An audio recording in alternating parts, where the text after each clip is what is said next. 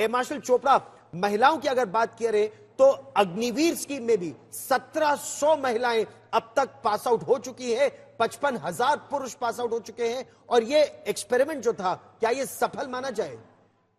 देखिए, आज एक पूरा दस्ता है अग्निवीर, तीनों सर्विसेज के अग्निवीर, वायु, थल सेना और नौसेना की अग्निवीर पार्टिसिपेट कर रहे हैं एक सेपरेट दस्ते में। हर दस्ते के अंदर अलग हैं विमेन। जैसे इस बार आर्म फोर्सेस मेडिकल सर्विसेज की एक दस्ता है जिसमें डॉक्टर्स और नर्सेज ऑल फीमेल दस्ता है। तो देखिए, हर तरह से मैंने जैसे बताया, इंडियन एयरफोर्स के अंदर सबसे ज्यादा परसेंटेज ऑफ विमेन ऑफिसर्स हैं, 17-18% के करीब हैं। हर आर्म में महिलाएं पार्टिसिपेट कर रही हैं। एक जमाने में सिर्फ डॉक्टर होती थी और आज वो फाइटर पायलट्स, जैसे आपने बताया, वो फाइटर पायलट्स हैं, एक ट्रैफिक कंट्रोलर्स हैं। So women have come into all aspect, सब चीजों के अंदर अब विमेन पूरी तरह से जुड़ गई हैं। शुरू में आपने गुंजन एक पिक्चर देखी थी, उसके अंदर बहुत अच्छी फोटोग्राफी दिखाई, एक हेलीकॉप्टर पायलट थी गुंजन, मगर उसमें उन्होंने कुछ ऐसी चीजें बताई कि एडमिनिस्ट्रेटिव इश्यूज हैं, टॉयलेट्स की सेपरेट टॉयलेट्स बनाने की, सब चीजें सेट हो चुकी हैं, सेटल हो गई हैं। आर्म फोर्सेस ने विमेन के लिए सारी फैसिलिटीज कर दी हैं so that they can be very अच्छे कॉम्पिटेंट बन सके, and the women are absolutely part of the arm forces totally. Yes, बस अब कुछ ही देर में प्रधानमंत्री राष्ट्रीय समर स्मारक की ओर आपको जाते हुए दिखेंगे। जो हमारे तीनों सेनाओं के प्रमुख हैं वो वहां पर उनका स्वागत करने के लिए, साथ में रक्षा मंत्री मौजूद रहेंगे। अभी जो तस्वीरें हम आपको दिखा रहे हैं ये राष्ट्रपति भवन की तस्वीरें।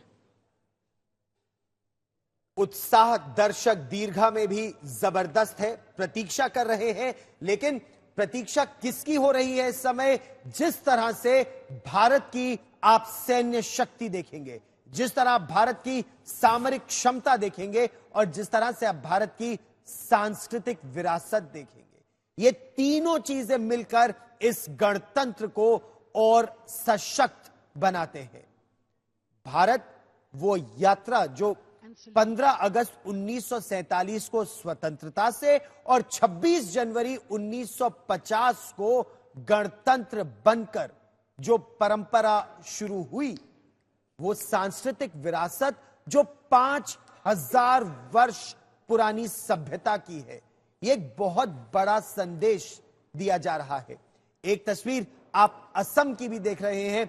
मुख्यमंत्री Hemant Biswa Sharma national cadet corps के छात्र छात्राओं को प्रशस्ति पत्र और मेडल राज्यपाल वहां पर सौंप रहे हैं।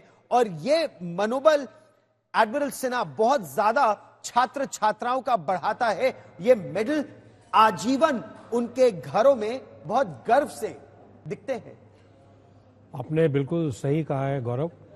ये कोई भी नेता जो कि ऐसे पद पर बैठे हैं जिनसे रोज मिलना संभव नहीं है और उनसे आपकी मुलाकात हो उस उम्र में, वह बड़ा इम्प्रेशनेबल एज होता है और इसी के ऊपर उनके जीवन का ध्येय बनता है। ये बहुत आवश्यक है कि हर क्षेत्र में, पर्टिकुलरली नेशनल कैडेट कोर, राष्ट्रीय कैडेट कोर के कैडेट्स को वहाँ के मुख्यमंत्री या राज्यपाल सम्मानित करें ताकि उनके ऊपर, उनके अंदर एक ये जोश बने कि हमें सेना में जाना है, हमें भारतवर्ष के लिए कुछ करना है। ये तो सत्य है, जैसा आपने शुरू में कहा था कि ये भारतीय सेना के और भारतीय नौसेना, वायुसेना में तो है ही, लेकिन ये पूरे भारतवर्ष में हर आदमी जिस दिन ये सोचने लगेगा कि हमें देश के लिए कुछ करना है, तो उस वक्त भारतवर्ष के लिए ये बहुत बड़ी बात हो जाएगी। और विकसित भारत बनने के लिए ये लक्ष्य आवश्यक भी है कि ये सोच केवल सेनाओं में नहीं, पूरे देश में हो कि तन मन धन सब देश के लिए समर्पित। उसके साथ ही साथ अपनी देश में निर्मित वस्तुओं का ज्यादा अगर प्रयोग हो, और यहां सेनाओं की जनरल सहाय बहुत महत्वपूर्ण भूमिका हो जाती है।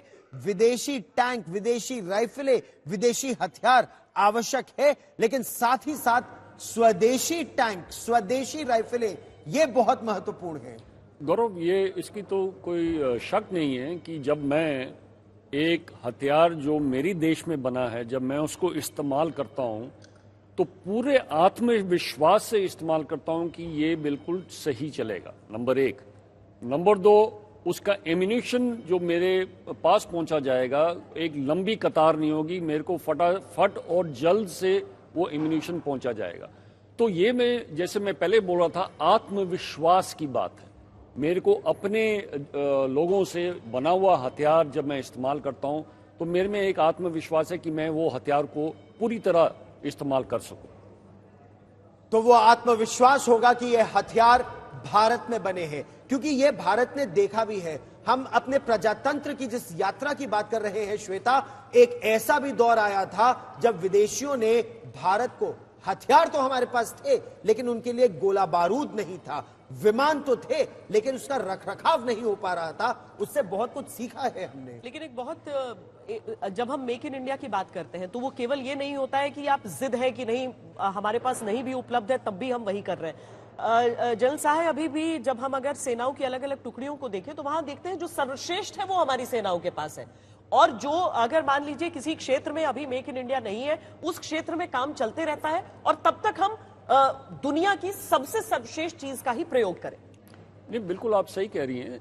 देखिए, हर चीज को विकसित होने में थोड़ा टाइम लगता है। अभी आपको एक नींव बिछानी है, जो नींव बिछ गई है, और अगर आप यही बात अगले 10 साल में करेंगे तो आप देखिएगा कि आपकी सारी चीजें जो हैं, ट्रांसफर टेक्नोलॉजी हो या देश में विकसित हो, वो अगले 10 साल में आएंगी। जैसे नेवी ने किया, नेवी पिछले 20 साल से वही काम कर रही है। आज नेवी खड़ी होकर बोलती कि हमने अपने सबमरीन बना रहे हैं या अपने फ्रिगेट्स बना रहे हैं, तो 10 साल डाउन द लाइन ये एक पाथ, एक कर्तव्य हमारा बन गया है, एक रास्ता हमारे लिए खुल गया है कि आगे चल के हम क्या करने वाले हैं। और उसमें बड़ी इंपॉर्टेंट एक चीज है कि बनाने वाले तो हमारे देशवासी हैं ना जी। तो अगर हमारा प्रोडक्शन बनेगा तो हमारे देशवासियों को फायदा होगा, तो ये आपको सोचना पड़ेगा। और यहां पर वो जीरो एरर सिंड्रोम, ये zero error air marshal Chopra हमारे देशवासियों को इंश्योर करना ही होगा, उसमें लचरता बिल्कुल संभव नहीं। या गौरव, मैं एविएशन के बारे में बताता हूं। देखिए, आज फाइटर जहाज बनाने, एलसीए एक वर्ल्ड क्लास एयरक्राफ्ट है, और एलसीए में हमने सारी technologies other than arrow engine master कर ली है। मिसाइल्स हमारी हैं, रेडार हमारा है, सारे सिस्टम हमारे हैं, इंडिजिनस है, एवियोनिक्स हमारी है। तो इसलिए हमारा फाइटर एयरक्राफ्ट बनाने का कैपेबिलिटी सेट है, ओनली प्रोडक्शन बढ़ानी है। हेलीकॉप्टर्स 400 एयरलेट्स उड़ रहे हैं army, navy, air force, coast guard के पास। 1000 हेलीकॉप्टर्स का ऑर्डर हो चुका है। लास्ट ईयर तुमकुर में एक बहुत बड़ी फैक्ट्री लगाई गई है जिसमें बहुत लार्ज स्केल प्रोडक्शन होगी। फॉरेन कंट्रीज में हमारे एयरलेट्स हेलीकॉप्टर जा रहे हैं। C295 टाटाज इंडिया में बना रहे हैं, बनने का काम शुरू हो गया। बड़ौदा में एक बहुत बड़ी फैक्ट्री लगी है। तो देखिए, इकोसिस्टम सारी एयरक्राफ्ट बनाने का इज गेटिंग इनटू प्लेस। हमारे रेडार्स, हमारी missiles capabilities, we are making BrahMos, हम एयर टू एयर मिसाइल बना रहे हैं, ग्राउंड टू एयर मिसाइल।